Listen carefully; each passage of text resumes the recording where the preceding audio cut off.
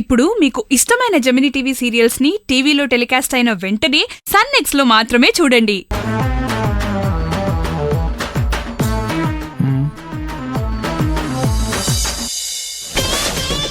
చెప్పు, గీయగలవా లేదా? గీస్తాను, ఖచ్చితంగా గీస్తాను. మనం గీస్తే ఆ బ్రహ్మదేవుడు ప్రింట్ వేసినట్టే. రేయ్, ఆ బిర్యానీ ప్యాకెట్ ఇవ్వండిరా. ఒక్కొక్క ఫోటోకి 5 లక్షలు అవుతుంది. రేయ్, ఆగండ్రా. ఏంట్రా, ఒక్కో ఫోటోకి 5 లక్షలా? టూ మచ్ రా రేయ్. నా వాల్యూ అంతే. ఫోటో చూసి 16 ఏళ్ళు వెనక్కి వెళ్ళి వాళ్ళు ఎలా ఉంటారో ఊహించుకొని మళ్ళీ 16 ఏళ్ళు ముందుకొచ్చి గీయాలంటే పూర్తి ఏకాగ్రతతో గీయాలి. అందుకే ఒక్కొక్క ఫోటోకి 5 లక్షలు ఇస్తేనే గీస్తాను. 500 ఇస్తే 100 మందికి ఇస్తారు. రోడ్డు మీద చాలా మంది నీలాగే బొమ్మలేసేవాళ్ళు ఉన్నారు. ఇవి రోడ్డు మీద గీసే బొమ్మలు కాదు. నువ్వు అర్థం చేసుకోవట్లేదు. నాకు అర్థమవుతుందిరా. గిరాకీ లేదు, తినడం పడుకోవటం, ఎవడెవడు బిర్యానీ తెస్తాడని ఎదురు చూడడం తప్ప ఎందుకు పనికిరావు. చూస్తున్నానుగా, పాడుబడ్డ కొంపలా ఉంది ఇది. చీ అదమ్మా, పడుకో. పదండ్రా. రేయ్ రేయ్ రేయ్, కనీసం బిర్యానీ అనే ఇచ్చాలండ్రా. రేయ్, మొహం పగిలిపోతుంది.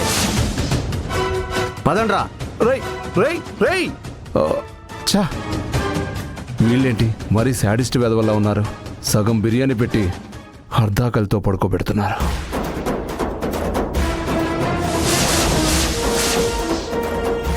ఈ చిన్నపిల్లల ఫోటోలు ఎక్కడో చూసినట్టుంది.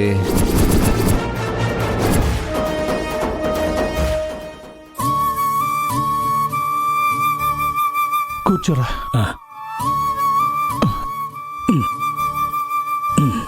రారమణి,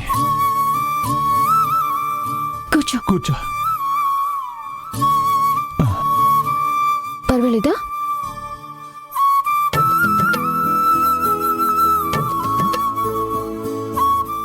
ఏమైందమ్మా అలా చూస్తున్నారు? నా కూతురు కూడా తన చిట్టి చిట్టి చేతులతో ఇలాగే సాయం చేసేది. కళ్ళల్లో నీళ్ళేంటమ్మా? గతం గుర్తుకొస్తే బాధ, సంతోషం రెండు కలుగుతాయి నాకు. మా రమణమ్మకి బాధ తప్ప సంతోషమే రాదు.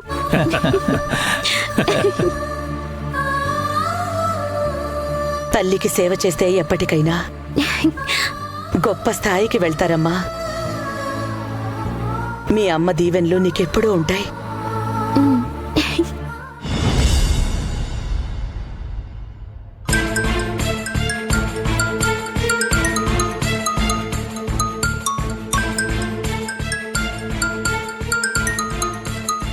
హలో మేడం, ఓ గుడ్ న్యూస్. ఏంటది? శారద దొరికిందా? శారద పిల్లలు కనిపించారా? వాళ్ళని మీరు పట్టుకున్నారా? వెంటనే వాళ్ళని ఇక్కడికి తీసుకురండి. ఏంటి మాధవి, శారద దొరికిందా? వాళ్ళ పిల్లలు కూడా దొరికారా? ఎట్టి పరిస్థితుల్లోనూ వాళ్ళని వదలొద్దు. మేడం, నేను చెప్పేది వినండి మేడం. తొందరగా వాడిని తీసుకురామని చెప్పు. రాజీవ్, రాజీవ్, రాజీవ్. అమ్మా, ముందు వాడిని చెప్పనివ్వు. ఏంటమ్మా, ఏమైంది? దొరికేశారా? ఆ శారద దొరికేసింది. దాని పిల్లలు కూడా దొరికేశారు. అమ్మా, నువ్వు ఆగు. ముందు వాడిని విషయం మొత్తం చెప్పనివ్వు. రే భద్ర, చెప్పరా. బొమ్మలు గీయడానికి పంపించి దొరికేస్తారా అంటుందేంటి ఇవిడ? నేను చెప్పేది అసలు వినిపించుకోదు. సమాధానం చెప్పవేంటి? ఏమైంది? మేడం, ఆ శారద దొరకలేదు.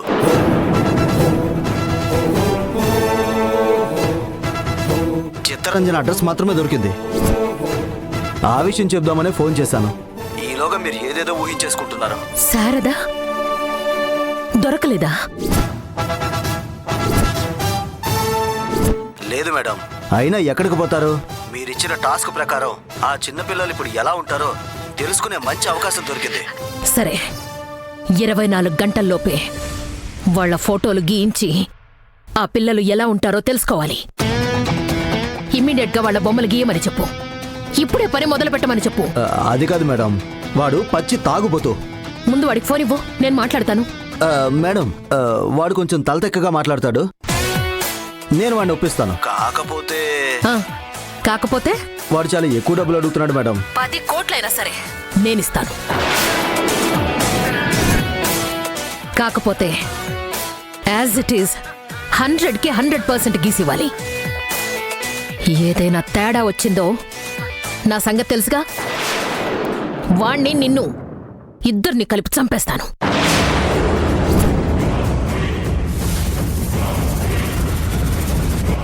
లేదు మేడం, వాడికి చాలా మంచి పేరుంది.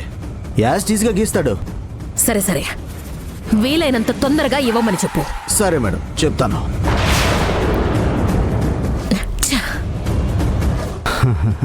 దీన్ని అడ్డం పెట్టుకుని డబ్బు సంపాదించవచ్చు. ఆహాహాహాహా, చూడడానికే అదిరిపోతుంది. ఇంక తింటే మామూలుగా ఉండదు. తిని చెప్పయ్యా. గుత్తి వంకాయ కూర అంటే నాకు చాలా ఇష్టం.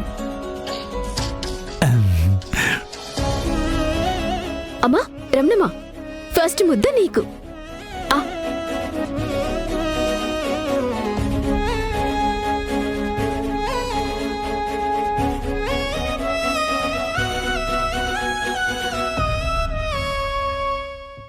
ఎలా ఉందమ్మా? బావుందా?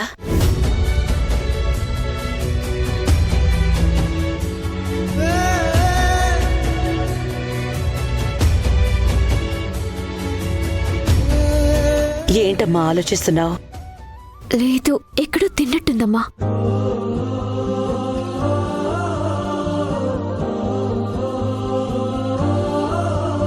వంకాయ కూర వండి పెట్టడం మొదటిసారి, నువ్వు కూడా తినడం ఇక్కడే కదా. ఎక్కడో తిన్నట్టుందని ఎలా అంటున్నావు? అది కదమ్మా, అది నాకు బాగా తిన్నట్టు గుర్తుంది.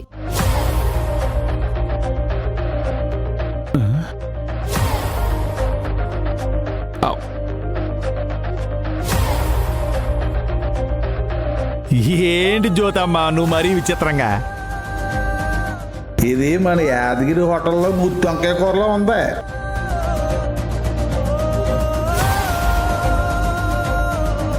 చాలా సార్లు తిన్నావు కదమ్మా నువ్వు. అవునవును, నిజమే. చాలా బాగుంది శారదమ్మా. యాదగిరి హోటల్లో చేసే గుత్తొంకాయ కన్నా నీ చేత్తో చేసింది ఇంకా అద్భుతంగా ఉంది. ఈ గుత్తొంకాయ కూర మా అమ్మ కూడా నేర్పించు. వద్దు, నాకు నేర్పిస్తే మా రమణమ్మకి నేను నేర్పిస్తా. అవునవును, అదే కరెక్ట్. మా జ్యోతమ్మ నేర్చుకుంటే రమణమ్మ నేర్చుకున్నట్టే. ఎందుకంటే రమణమ్మ కంటే మా జ్యోతమ్మే వంటలు బాగా చేస్తుంది. ఊరుకోవయ్యా, నీ కూతుర్ని పొగడ్డానికి నువ్వు ముందుంటావు. శారదమ్మా, మరి నాకు నేర్పిస్తావా? తప్పకుండా నేర్పిస్తాను. ఈ రోజు నుంచి వారానికి 4 రోజులు మా ఇంటికి వచ్చేసేయ్. నేను దగ్గరుండి అన్నీ నేర్పిస్తాను. పెళ్లి వయసు వచ్చిందానివి. ఎంత బాగా వండి పెడితే అత్తారింట్లో అంత సంతోషంగా ఉంటావు. అమ్మ బాబోయ్, పెళ్ళి అయితే ఈ వంట ధ్యాసే నాకొద్దు. వంట నేర్చుకుంటే పెళ్లి చేసేసేలా ఉన్నారు. ముందు నా చదువు పూర్తవ్వాలి, మంచి ఉద్యోగం చేసి వీళ్ళ ముగ్గురిని బాగా చూసుకోవాలి. మళ్ళీ అంటున్నానని ఏమనుకోకు రమణమ్మ.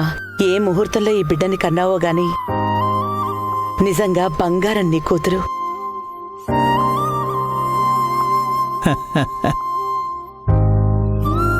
జ్యోతికి ఎవ్వరి దిష్టి తగలకూడదు.